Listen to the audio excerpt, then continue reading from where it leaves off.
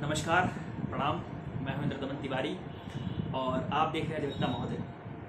आज के इस वीडियो में विशुद्ध रूप से केवल एक बिंदु पर बात होगी, LLB त्रिवर्षीय पाठ्यक्रम में प्रवेश लखनऊ विश्वविद्यालय में कैसे लिया जाए, केवल इस विषय पर बात होगी। चूँकि विश्वविद्यालय ने अपना PG का शेड्यूल घोषित कर दिया है, एग्ज़ाम का शेड्यूल घोषित कर दिया है और 6 सितंबर को सुबह के पाली में आप सभी का, जिन लोगों ने भरा हुआ है, LLB त्रिवर्षीय पाठ्यक्रम का आपका इंट्रेंस है, प्रवेश परीक्षा है विश्वविद्यालय के पुराने और नए परिषद। पुराने वीडियो में बहुत सारे लोगों के सवाल थे LLB 3 इयर्स को लेकर के, LLB 3 इयर्स के सिलेबस को लेकर के। सबसे बड़ा जो सवाल होता है वो सिलेबस को लेकर के होता है।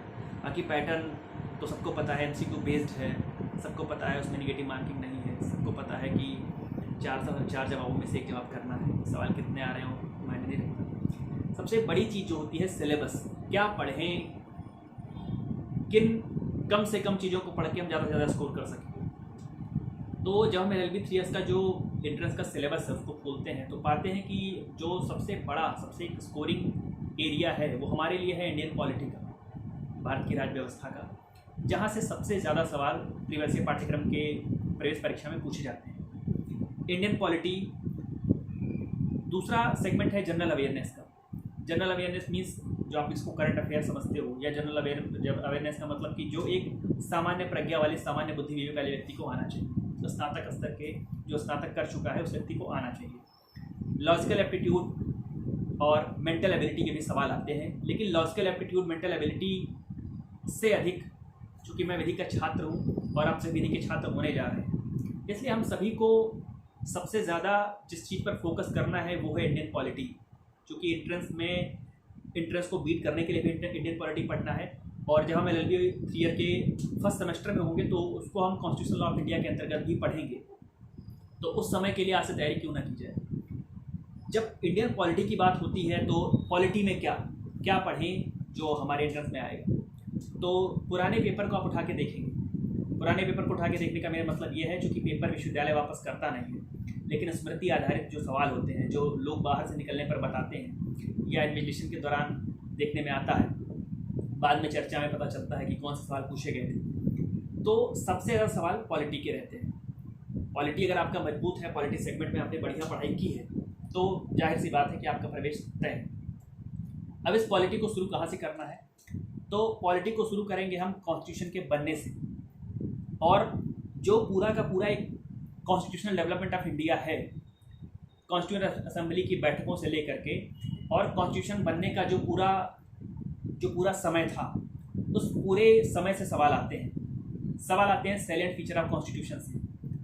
संविधान का हमारा संविधान की विशेषताएं क्या हैं, संविधान के सोर्सेज ऑफ कॉन्स्टिट्यूशन से सवाल आते हैं कि हमारा कौन सा पार्ट कहाँ से लिया गया है, किस चीज़ को कहाँ से डेराइव किया गया है। उसके बाद हम आगे बढ़े तो प्रीएम्बल से सवाल पूछा जाता है, प्रस्तावना से सवाल पूछा जाता है।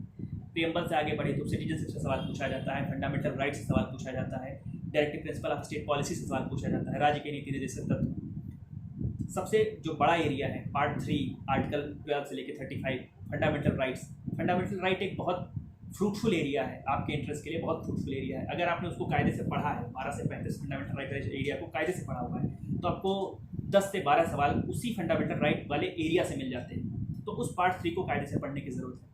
DPSP का मैंने बताया, फंडामेंटल ड्यूटी से सवाल आते हैं, एग्जीक्यूटिव से सवाल आते हैं, प्रेसिडेंट से सवाल आते हैं, और प्रेसिडेंट जब भी आप पढ़ रहे हैं तो ठीक उसी के साथ में आप गवर्नर को पढ़ते चलिए।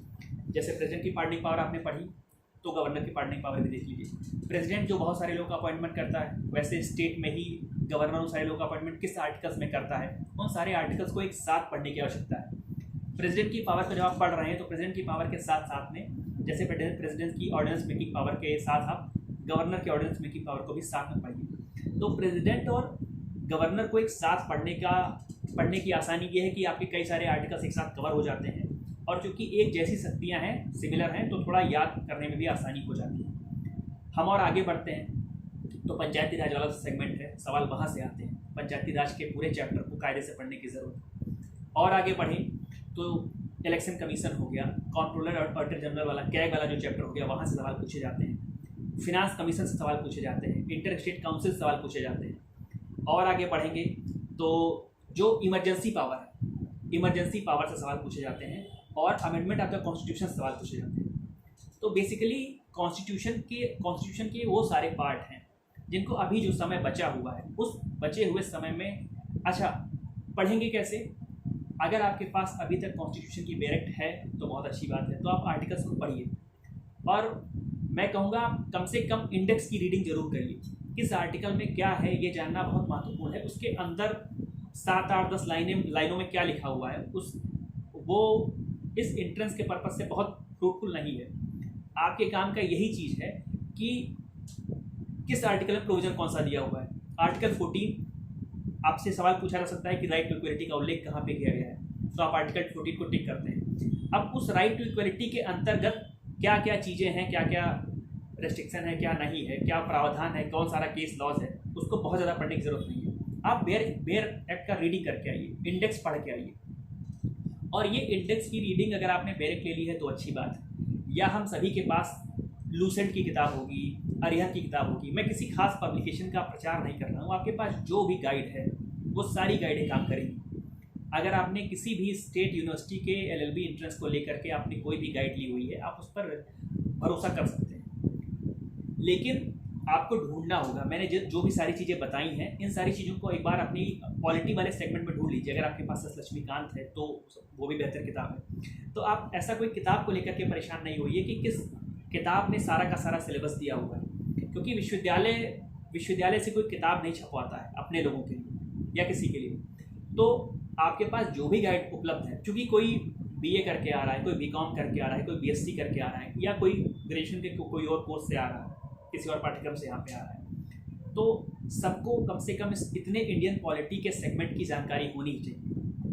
बाकी हम सभी का, आप सभी जो स्नातक करके यहाँ पे आते हैं, वो जो लॉजिकल एप्टीट्यूड वाले सवाल हैं, मेंटल एबिलिटी वाले सवाल हैं, वो उसी स्तर के होते हैं। कमेंट में हमसे बहुत सारे लोगों ने पूछा था कि क्या इंटरेस्ट बहुत टिपिकल होता है, क्या बहुत स्ट्रिक्ट सवाल आते हैं, क्या बहुत कठिन सवाल आते हैं। तो मैं आपके लिए एक चीज़ बताऊं कि जिन लोगों ने भी स्नातक तक कायदे से चीज़ों को पढ़ा है, कायदे से का मतलब ज़्यादा आप समझ रहे होंगे, तो उनके लिए वो लॉजिकल एप्टीट्यूड वाला सवाल, वो मेंटल एबिलिटी वाला सवाल कोई बहुत ज़्यादा टिपिकल नहीं होने वाला है।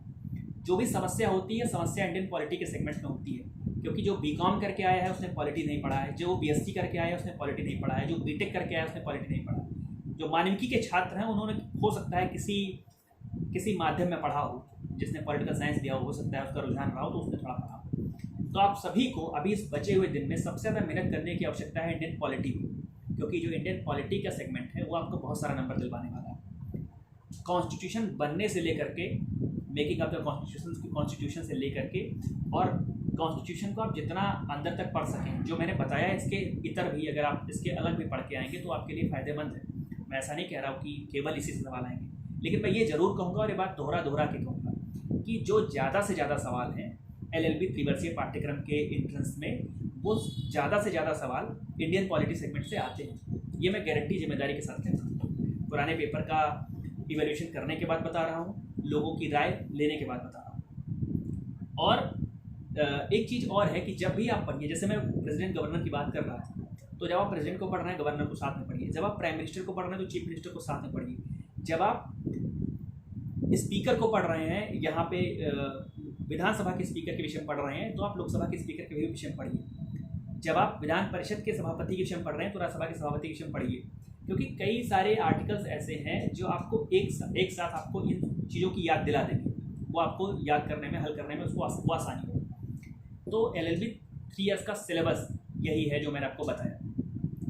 तो एक बार फिर से इस बचे हुए दिनों में आप पॉलिटी पे फिर से काम करना शुरू करिए, और जो भी आपकी क्वेरीज हो, अगर मैंने मेरी बात कुछ समझ में ना आई हो या आपके कुछ इससे भी अलग सवाल हो, तो उन सवालों को ज़रूर लेकर के आइए कमेंट बॉक्स में। कमेंट बॉक्स में अपने सवाल लिखिए, अपनी राय लिखिए, मुझे सुझाव लिखिए, मुझे इंतज़ार रहेगा उसका, और मैं जल्दी से जल्दी प्रयास करूँगा कि देर ना हो और समय रहते मैं आपको कुछ ऐसा बता सकूँ कि आपका लाभ हो सके। और आप सभी को खूब ढेर सारी शुभकामनाएं। और 6 तारीख को आप सभी का एग्ज़ाम है, खूब मन लगा के पढ़िए, आप सभी का विश्वविद्यालय में प्रवेश निश्चित होगा। और धन्यवाद, प्रणाम।